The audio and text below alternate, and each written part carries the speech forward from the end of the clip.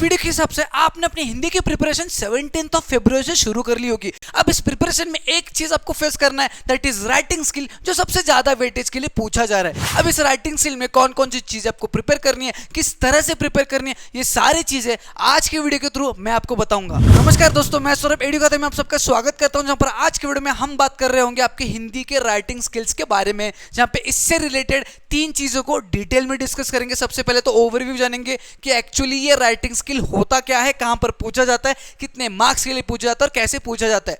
दूसरी चीज हम देखेंगे आपके सिलेबस में कितने टॉपिक्स के बेस पे क्वेश्चन पूछा जा रहा है, उनमें से कितने टॉपिक के बेस पे क्वेश्चन को अटेम्प्ट करना है और कौन से टॉपिक्स को हमें अटेम्प्ट करना है। उसके बाद तीसरे पार्ट में देखेंगे जो टॉपिक्स हम अटेम्प्ट करने वाले हैं उन्हें क्यों अटेम्प्ट करना है और किस फॉर्मेट में हमें अटेम्प्ट करना है। देखो, तीनों चीजों को डिटेल में जानेंगे, बट तब तक आपका कर्तव्य बनता है कमेंट में जाके ये बताइए हिंदी के राइटिंग स्किल में कौन सा टॉपिक आपने परफेक्ट कर लिया है। शुरुआत अगर करते हैं ओवरव्यू के साथ, तो आपके हिंदी के पेपर में विभाग 5 यानी कि section 5 is all about writing skill. ठीक है, सेक्शन 5 इज आपका उपयोजित लेखन, और ये उपयोजित लेखन यानी 26 मार्क्स का पूछा जाने वाला राइटिंग स्किल हिंदी के पेपर में।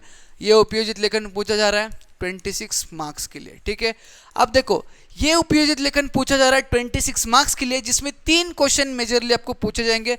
प्रश्न क्रमांक 5A पहला क्वेश्चन, प्रश्न क्रमांक 5A दूसरा क्वेश्चन, और प्रश्न क्रमांक 5E ये होगा तीसरा क्वेश्चन। ठीक है, 5A में 2 क्वेश्चन रहेंगे जो दोनों के दोनों कंपलसरी है।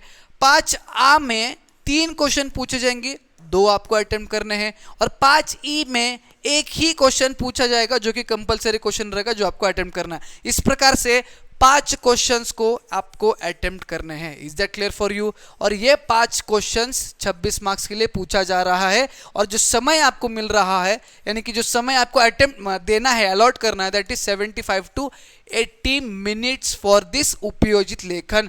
अब इस 75 to 80 मिनट्स में 15 मिनट्स हर एक क्वेश्चन को अटेम्प्ट करने के लिए मिल रहा है। अब इन 15 मिनट में सबसे पहले 5 मिनट में क्वेश्चन को पढ़ेंगे, एनालाइज करेंगे, और उसका रफ लेआउट जो है वो रफ में बनाएंगे। एक तो अपने दिमाग में बनाएंगे या फिर आपके आंसर शीट के last page as a rough page include करेंगे, उसमें एक रफ लेआउट बनाएंगे, और उसके हिसाब से अगला 10 मिनट हम लोग देंगे पूरा टॉपिक को डिटेल में लिखने के लिए। ओवरव्यू को जानने के बाद अब हम लोग जानेंगे कि कौन कौन से टॉपिक के बेस पे आपके क्वेश्चन पेपर में क्वेश्चन पूछे जा रहे हैं और किन किन टॉपिक के बेस पे क्वेश्चन आपको अटेम्प्ट करना है। तो आपके हिंदी के पेपर में जितने भी क्वेश्चन पूछे जा रहे हैं वो इन्हीं 7 टॉपिक के बेस पे रहेंगे, जिसमें से सबसे पहला पत्र लेखन पे 2 ऑप्शन होगा, औपचारिक अनौपचारिक। गद्य आकलन तीसरा प्रश्न कंपलसरी है। वृत्तांत लेखन, कहानी लेखन और विज्ञापन लेखन, ये 3 क्वेश्चन में ऑप्शन है, जिसमें से कोई भी 2 क्वेश्चन आपको अटेम्प्ट करने हैं। निबंध लेखन अगेन कंपलसरी क्वेश्चन है। अटेम्प्ट करने की अगर बात करें तो सबसे पहले हम अटेम्प्ट करेंगे औपचारिक पत्र विच इज फॉर्मल लेटर। क्यों करना है आगे मैं आपको बताता हूं। दूसरी चीज गद्य आकलन which is a compulsory question और सबसे इजीएस्ट क्वेश्चन है आपके पूरे 7 क्वेश्चन में से। तीसरी चीज वृत्तांत, कहानी और विज्ञापन में सबसे पहले हम अटेम्प्ट करेंगे विज्ञापन, जो कि एडवर्टाइजमेंट राइटिंग है। उसके बाद आई वुड सजेस्ट वृत्तांत, एक न्यूज रिपोर्ट है, बट हिंदी का news report as comparatively English का न्यूज रिपोर्ट थोड़ा सा इजी होता है। कैसे इजी होता है आगे मैं बताऊंगा।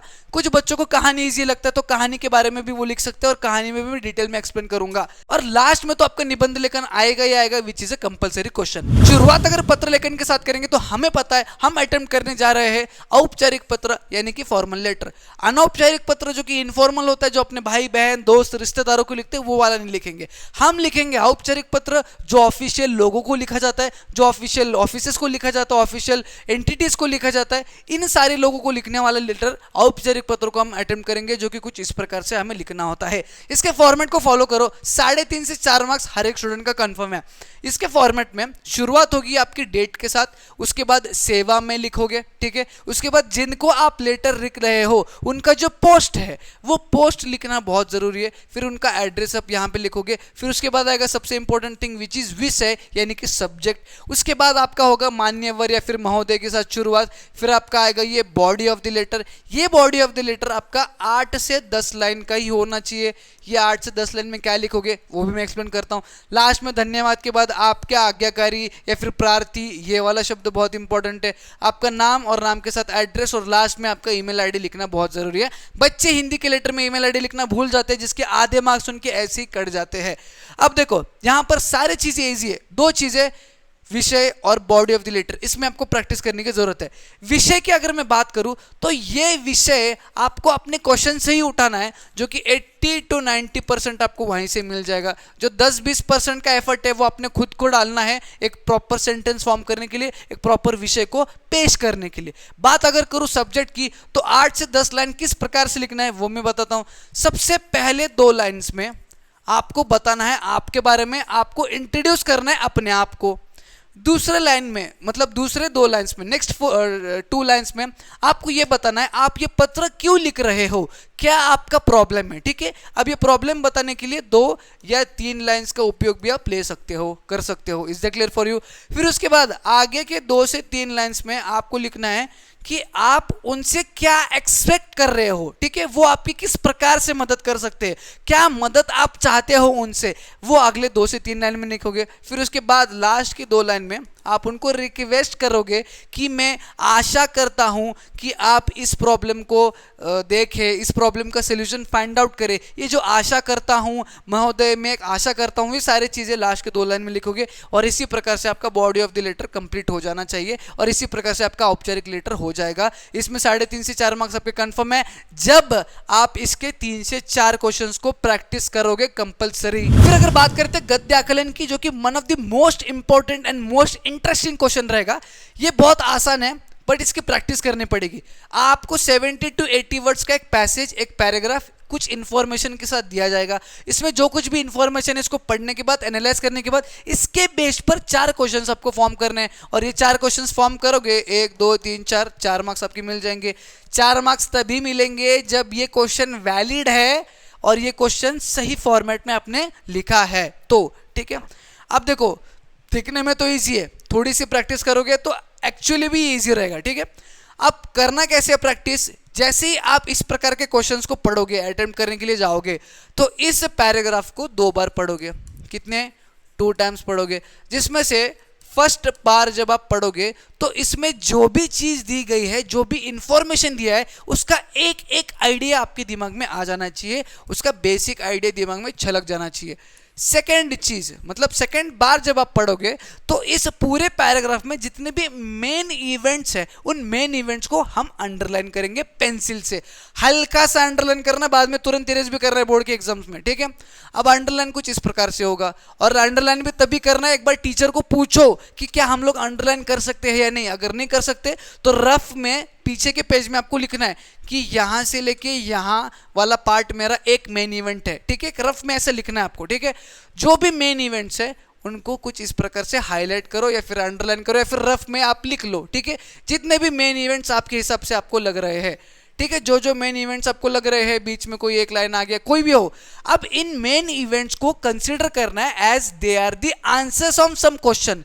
ये इवेंट्स कोई आंसर फॉर्मेट है किसी क्वेश्चन का, और जो आंसर का क्वेश्चन हमें बनाना है, तो इन्हीं मेन इवेंट्स की मदद से हमें 4 क्वेश्चंस बनाने हैं। अब यहाँ पर 6-7 इवेंट्स अगर आपने अंडरलाइन कर लिए तो आपको चूज करना है इसमें से सबसे easiest format of question form करने वाला कौन सा होगा, जो कॉम्प्लिकेटेड नहीं है, जो छोटा है, उस प्रकार के इवेंट्स को पकड़े और उन पे 4 क्वेश्चंस को बनाइए, 4 से 5 क्वेश्चंस को बनाइए। ठीक है, आप प्रैक्टिस करते समय 5 क्वेश्चंस की प्रैक्टिस करिए, बनाने की प्रैक्टिस करिए, और फिर उसके बाद बेस्ट ऑफ 4 यानी कि उन 5 में से सबसे बेस्ट 4 क्वेश्चंस को आंसर शीट में आपको लिख के आना है। इस प्रकार के कम से कम 4 से 5 क्वेश्चंस, बहुत इजी है, कम टाइम कंज्यूम करेगा, बट 4 से 5 क्वेश्चंस को प्रैक्टिस करो, तब जाके इसके फुल मार्क्स यानी कि 4 मार्क्स आप कंफर्म कर सकते हो। नेक्स्ट हम लोग बात करेंगे वृत्तांत लेखन की, जो मैं पर्सनली सजेस्ट करूंगा बच्चों को इसके प्रैक्टिस करने के लिए और इस क्वेश्चन को अटेम्प्ट करने के लिए। दिस वृत्तांत लेखन is all about report writing. This वृत्तांत लेखन is all about report writing. हमें रिपोर्ट लिखना है। किस चीज का रिपोर्ट लिखना है? किसी एक इवेंट का रिपोर्ट लिखना है। कौन से इवेंट की बात कर रहे हो सर? एक इवेंट आपको क्वेश्चन में दिया जाएगा, उसका बेसिक सा आइडिया आपको दिया जाएगा और उसी इवेंट को एलॉबरेट करना है, उसी इवेंट का रिपोर्ट आपको लिखना है, and this is all about वृत्तांत लेखन। अब ये इवेंट क्या क्या हो सकता है? जैसे रिपब्लिक डे हो गया 26 जन, इंडिपेंडेंस डे हो गया 15 अगस्त, उसके बाद आपका चिल्ड्रंस डे हो गया, आपका एनुअल गैदरिंग हो गया, आपका स्पोर्ट्स डे हो गया, फिर जो भी ऐसे मेन इवेंट्स है उनमें से किसी प्रकार का एक इवेंट आपको क्वेश्चन पेपर में दिया जाएगा। जैसे कि यहाँ पे चिल्ड्रंस डे के बारे में दिया गया है, लिखने के लिए पूछा गया है। अब उस इवेंट का पूरा रिपोर्ट आपको जो है वहाँ यहाँ पे 70 to 80 वर्ड्स में लिखना है। कितने वर्ड्स में लिखना है, 70 to 80 वर्ड्स में लिखना है, ठीक है। जैसे यहाँ पे आपको दिया गया है 26 जैन या फिर 15 अगस्त इंडिपेंडेंस डे, तो वो इवेंट जैसे आप यहाँ पे पढ़ोगे तो उसका बेसिक लेआउट आपको रफ में प्लॉट करना है। कैसे प्लॉट करना है, जो लास्ट वाला पेज है रफ पेज, उसमें आपको डिसाइड करना है कि कौन कौन सी चीज़ों को मुझे मेंशन करना है। जैसे कि सबसे पहले मैंने डिसाइड किया कि मैं 6 चीज़ों को मेंशन करूंगा, तो मैं कौन कौन सी 6 चीज़ें हैं उसको सबसे पहले लिखूंगा, ठीक है। कौन कौन से 6 चीज़ें हैं उसको मैं ऐसे सीरियल लिखूंगा। अब उन 6 चीज़ लिखने के बाद जो 6 चीज़ें मुझे मेंशन करना है इस रिपोर्ट में, फिर मैं यहाँ पे मेंशन करूंगा उनका सीरीज, ठीक है, ऑर्डर, किस ऑर्डर में मुझे इन इवेंट्स को या फिर इन चीज़ों को मेंशन करना है। जैसे कि ये पहला मेंशन करना है, ये दूसरा मेंशन करना है, फिर उसके बाद ये थर्ड है, फिर ये फोर्थ है, ये फिफ्थ है और ये सिक्स्थ है। ये जो भी सीरीज है उसको डिसाइड करूंगा और इसी फॉर्मेट में, इसी सीरीज के फॉर्मेट में यहाँ पे सारे चीज़ों को जो है मैं एलोबरेट करने जाऊंगा। Is that clear for you? इतना समझ में आ गया कैसे लिखना होता है? देखो आगे लिखते समय कुछ चीज़ों का ध्यान रखना है। दैट इज शुरुआत आपको करनी है डेट और लोकेशन के साथ, ठीक है। किस डेट पे ये हो रहा था और किस लोकेशन में ये हो रहा था, ठीक है। उसके बाद जो जो पर्सनालिटीज यहाँ पे इंक्लूडेड है, जैसे प्रधानाचार्य यानी कि प्रिंसिपल, वाइस प्रिंसिपल, आपके स्कूल के टीचर्स, या फिर कोई चीफ गेस्ट है, या फिर कोई स्पेशल पर्सनालिटी है जो बाहर से आया है, उन सारे लोगों को यहाँ पर जो है वो मेंशन करना है।